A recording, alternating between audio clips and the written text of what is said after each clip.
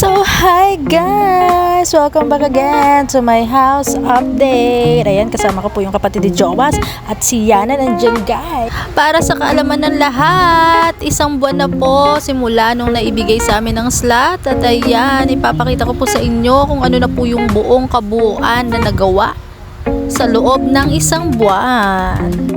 At ito na nga po ang kanilang nagawa sa loob ng isang buwan. At ayan, kung makikita nyo po na nagsisimula na rin sila sa second floor ng ating bahay.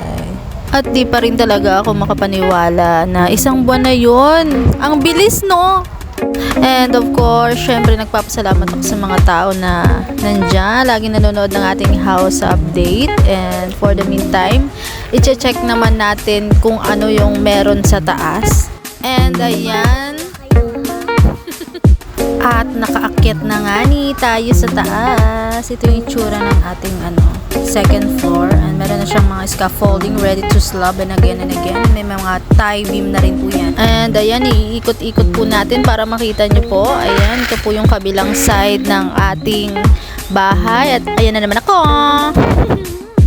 And of course, thank you Lord for all the blessings. Salamat sa bahay na ito. Salamat sa lahat po ng mga nanonood ng ating house update.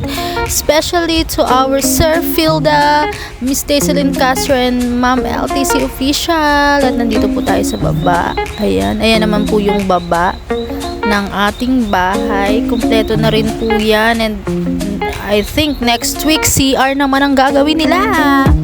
And ay nakaka-excite na nakaka-excite na lumipat. So for the meantime, yan muna.